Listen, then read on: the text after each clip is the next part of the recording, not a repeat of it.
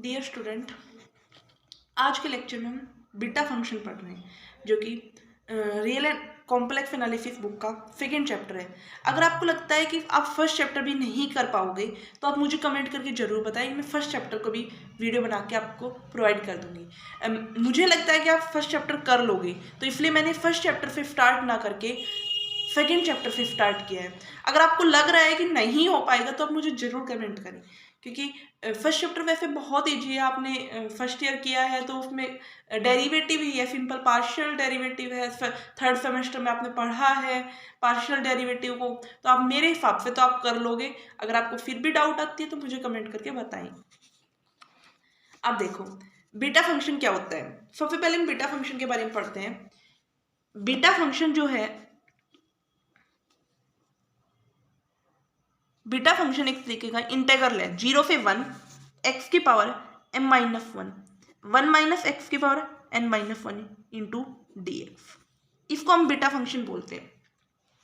तो first integral यहाँ पे क्या है, m जो है वो भी ग्रेटर देन 0, n जो है वो भी ग्रेटर देन 0, m और n दोनों ग्रेटर देन 0 है। तो इसको इंटीग्रल को हम बीटा फंक्शन बोलते हैं। और इस बीटा फंक्शन को हम किस तरीके से डिनोट करते हैं, बीटा m और n। ठीक है। अब देखो बीटा फंक्शन जैसे इफ का है 0 से 1,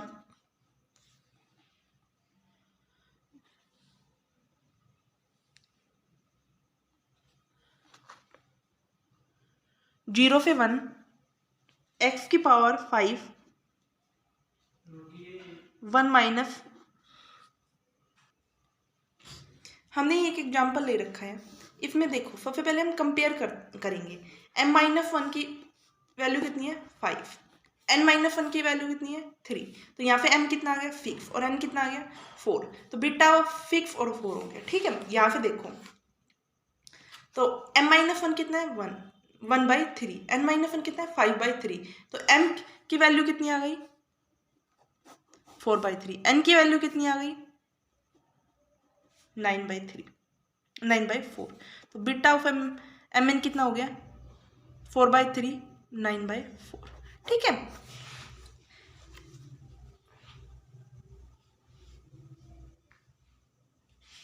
अब देखिएगा एक हमारे पास रिजल्ट होता है बीटा ऑफ एम एन जो होता है वो बीटा ऑफ एम एन का फॉर्मूला होता है m माइनस 1 का फैक्टोरियल n माइनस 1 का फैक्टोरियल अपोन में m प्लस n माइनस 1 का फैक्टोरियल। एक तो बीटा ऑफ एम एन का ये फॉर्मूला होता है और एक बीटा ऑफ एम एन का फॉर्मूला होता है integration of 0 to infinity x की पावर m माइनस 1 अपोन में 1 प्लस एक्स की power m plus 1 m plus n। और इस m की जगह हम n भी लिख सकते हैं, x की पावर n माइनस 1 अपोन में 1 प्लस एक्स की पावर m प्लस n। ठीक है। ये दो फॉर्मूले होते हैं इंटू डी एक्स, इंटीग्रेशन है तो डी एक्स आ जाएगा। ठीक है। ये दो फॉर्मूले इंपॉर्टेंट है बीटा ऑफ एम एन की। बीटा ऑफ एम एन ये होता है m माइनस 1 का फैक्टोरियल n माइनस 1 का फैक्टोरियल अपोन में m प्लस n माइनस 1 का फैक्टोरियल। और बीटा ऑफ एम एन का एक ये फॉर्मूला भी होता है 0 टू इंफिनिटी एक्स की power m minus 1 into D x upon में 1 प्लस एक्स की पावर m प्लस n। ये दो फॉर्मूले होते हैं। बीटा ऑफ एम एन को हम इस तरीके से डिनोट करते हैं। सब बातें आपको समझ आ गई होगी। अब देखिएगा मैं एक क्वेश्चन स्टार्ट कराती हूँ।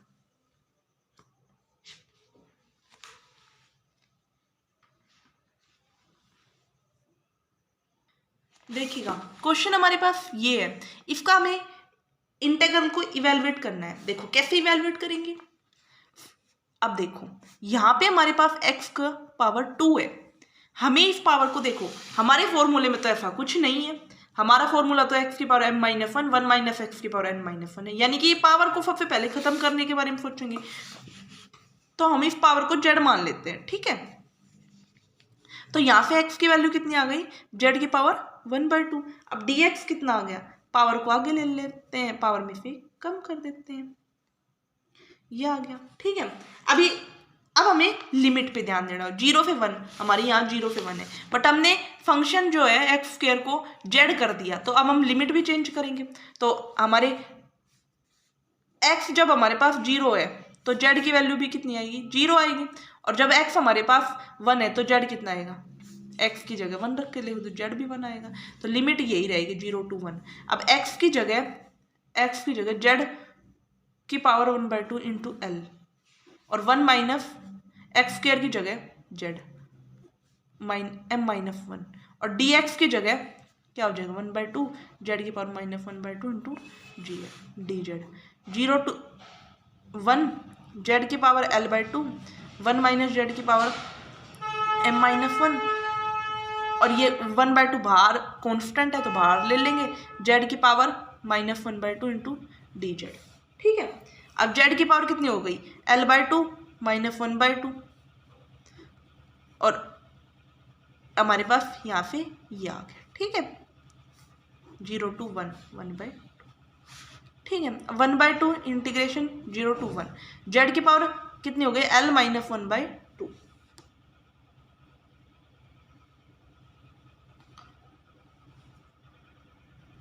नहीं, यहाँ पे -1 है ना, तो -1 हो जाएगा,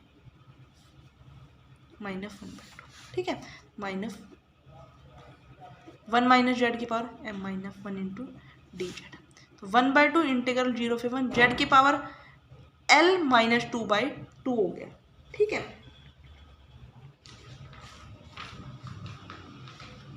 1 माइनस जेड की power m-1 into D Z. 1/2 integration 0 से 1, तो यहाँ पे कितना हो गया, l/2 -1 हो गया। ठीक है, और 1 माइनस जेड की power m-1 into D Z. तो हम बीटा को किस तरीके से लिखते थे, अब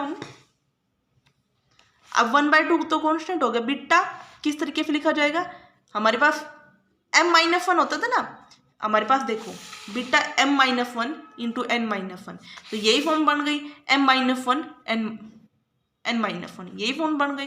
तो हमारे पास बीटा क्या हो गया, l/2 और m। ठीक है, तो ये हमारा आंसर हो गया। हमें जो ये इंटीग्रल दिया हुआ था ये बीटा के फॉर्म में ही कैलकुलेट करना था, जो कि हमारा सोल्व हो चुका है। ठीक है, एक और क्वेश्चन के थ्रू बताती हूँ मैं कैसे सोल्व करना है, एक और क्वेश्चन करके दिखाती हूँ आपको। देखो, ये हमारे पास एक क्वेश्चन है, नेक्स्ट क्वेश्चन हमारे पास ये लिया मैंने, x की पावर m p की पावर q माइनस x की पावर q की whole power n into D x. Limit हमारी 0 से 1 है। देखो हमारा तो ये है 1 माइनस एक्स की पावर m n-1, बट यहाँ पे तो कुछ 1 की फॉर्म भी नहीं बन रही, कुछ नहीं बन रहा ना यहाँ पे कुछ भी। इस तरीके का हमें बीटा की फॉर्म में बनाना है, इस तरीके से बनना चाहिए, तभी जाके हम सोल्व कर पाएंगे। तो हम x को मान लेते हैं p की पावर q इंटू जेड, हम ये कोफिशिएंट इंटू जेड मान लेते हैं। क्यों मान लेते हैं भाई, देखो यहाँ पे p की पावर q, हमारे यहाँ से कुछ कॉमन आ जाएगा, हमारा सोल्व होने का कोई रास्ता तो नजर आ जाएगा हमें, तो हमें इस तरीके से कुछ मान लिया हमने। ठीक है, अब यहाँ पे x की वैल्यू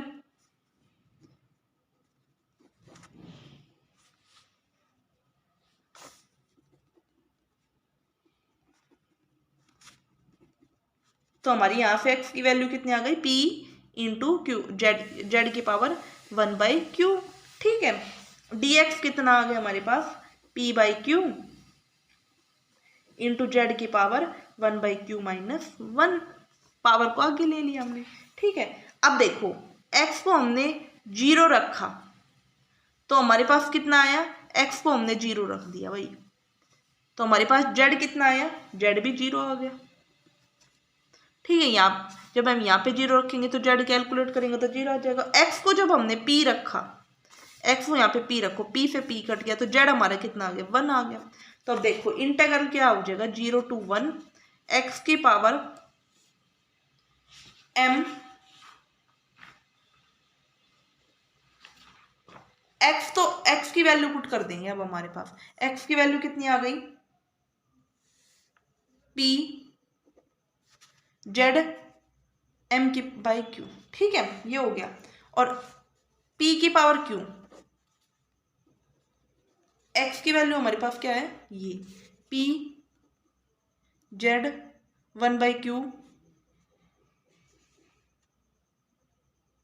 p की पावर q, जेड की पावर कुछ भी नहीं रहेगा, ये हो गया। ठीक है, इसकी होल पावर n हो गई। और dx की वैल्यू कितनी है, p/q इंटू जेड की पावर 1/q माइनस 1। ठीक है, तो अब यहाँ पे कुछ कॉमन आ जाएगा, कॉन्स्टेंट जो है वो सारे बाहर आ जाएंगे। तो p की पावर, यहाँ p है, यहाँ p की पावर m है, यहाँ p की पावर q है, सब कॉन्स्टेंट बाहर ले लेते हैं हम। ठीक है, हम कॉन्स्टेंट का ध्यान रखना है। देखो यहाँ पे p की पावर q हमने कॉमन ले लिया, p की पावर q और ये n भी है, तो p की पावर q इंटू n हो जाएगा। तो यहाँ पे क्या बन जाएगा, 1 माइनस जेड की पावर n बन जाएगा। ठीक है, यहाँ पे q है, यहाँ पे p की पावर m भी है, और यहाँ z की पावर m/q है, इंटीग्रेशन 0 to 1 है, और यहाँ पे p/q है और इंटू जेड की पावर 1/q माइनस 1। ठीक है, इंटू डी जेड। तो इंटीग्रेशन p की power qn plus m plus 1, ये हो गया, अपॉन q। ठीक है, और 1 माइनस जेड की पावर n इंटू जेड की पावर m/q, m प्लस, यहाँ पे देखो m plus 1/q minus 1 into D Z. ठीक है, अब यहाँ से क्या कैलकुलेट करके हमें क्या मिला भाई, ये कॉन्स्टेंट जो है वो बाहर हो जाएगा, p की power qn plus m plus 1 upon में q, और z की power m plus 1/q minus 1, और 1 माइनस जेड की power n into D Z, ये आ गया हमारे पास कैलकुलेट करके। ठीक है, तो ये कांस्टेंट हो गया, p की power qn plus m plus 1 upon में q, और ये क्या बन गया हमारे पास भाई, बीटा फंक्शन mn कैसे लिखा जाता है, बीटा ऑफ mn कैसे लिखा जाता है, ये m-1 होता है ना, यहाँ पे m-1 और n-1, तो यहाँ पे m-1 कंपेयर करेंगे तो -1 तो है यहाँ पे, beta of m plus 1/q, और यहाँ पे जब हम कंपेयर करेंगे इसको m-1 इजिकल्स टू n, तो हमारे पास m की वैल्यू कितनी आ जाएगी यहाँ पे n प्लस 1। ठीक है, तो n प्लस 1 ये आ गया हमारे पास, ये आंसर होगा। ठीक है, आई होप आपको ये क्वेश्चन भी समझ आया होगा।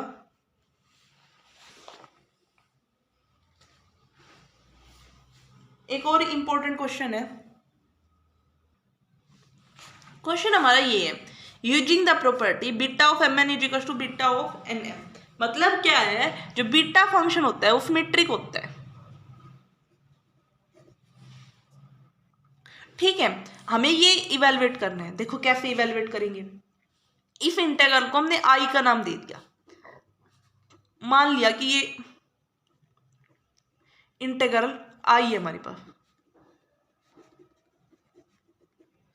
ठीक है, तो यहाँ से बीटा क्या हो जाएगा भाई, ये m-1 इजिकल्स टू 3 और n-1 इजिकल्स टू 4/3, तो कितना होगा 7/3 हो गया, और यहाँ पे कितना हो गया 4, तो यहाँ पे हो गया 4 और यहाँ पे हो गया 7/3। तो बिट इस प्रॉपर्टी का यूज करना है क्योंकि बीटा सिमेट्रिक है, तो बीटा क्या हो गया 7/3 और 4 हो गया। तो अब क्या होगा 0 to 1 x की पावर कितनी हो गई, इसको हम कैसे लिख सकते हैं, बीटा ऑफ 7/3 को 4/3 प्लस 1 वही, और 3 प्लस 1, क्योंकि हमारा तो ये बीटा जो ये था तो ये 3 प्लस 1 ही होके आया था, और ये कितना 4/3 प्लस 1 होके आया, हमने वही इसको इंटरचेंज किया है, इन दोनों को इंटरचेंज किया है। ठीक है, तो यहाँ पे हमारा x की पावर जो हमारे पास 4/3 थी, इधर थी 1 माइनस एक्स की पावर 4/3 थी, तो इसको हम x की पावर 4/3 कर देंगे और 1 माइनस एक्स की पावर 3 कर देंगे। ठीक है, ये इंटरचेंज होने का ये मतलब हुआ। तो क्या होगा अब x की पावर 4/3, इसमें हम ये जो फॉर्मूला है हमारा फॉर्मूला है a माइनस बी का होल क्यूब, तो a cube minus b cube minus 3 a b, a square भी 3 माइनस 3 a स्क्वायर भी होता है ना, तो क्या हो जाएगा यहाँ पे x हो जाएगा प्लस 3ab स्क्वायर, ये हो गया इंटू dx। अब इनको अंदर हम मल्टीप्लाई कर लेते हैं। देखो अब हमने अंदर मल्टीप्लाई कर लिया और हमें ये मिल गया। देखो स्टूडेंट, आप ये सोच रहे होंगे आपको वीडियो देखने से सब कुछ समझ में आ जाएगा, ऐसा तो होगा नहीं। सब कुछ समझ तो आ जाएगा, बट आपकी प्रैक्टिस तो तभी बनेगी जब आप कॉपी पेन लेके क्वेश्चन के साथ करते चलो। आप कॉपी उठाओ, पेन उठाओ और जो करवा रहे हैं क्वेश्चन को साथ साथ करो। फिर आप अपनी थोड़ी सी बुक्स उठाओ और उसमें से देखो कि आपको क्या समझ में आता है, बुक्स से भी पढ़ो, तब आपको अच्छे से कॉन्सेप्ट क्लियर हो जाएंगे। आई एम 100% श्योर कि आपको क्लियर होगा। अब देखो, अब इसमें कुछ भी काम नहीं बचा हमारे लिए, सिर्फ इसका इंटीग्रेशन करना है और लिमिट रखनी है। इसका इंटीग्रेशन तो आप कर ही लोगे, इतने तो कमजोर स्टूडेंट हो नहीं आप।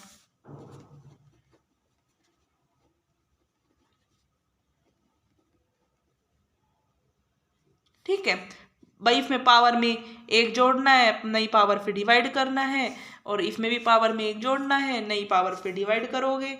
सेम सब में इंटीग्रेशन तो आपको आता ही होगा, आप बीएससी फाइनल के स्टूडेंट हो।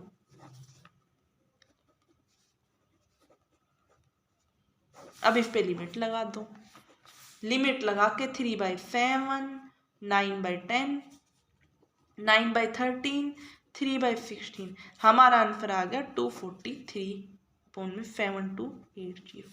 इसमें वही सब में 3/7 हो जाएगा, 3 यहाँ पे मल्टीप्लाई होकर 9/10 हो जाएगा, यहाँ पे 9/13 हो जाएगा, यहाँ पे कितना हो जाएगा 3/16 हो जाएगा। सबको मल्टीप्लाई करके देखो आप, ये आंसर आ जाएगा। ठीक है, मैंने कैलकुलेट कर लिया था,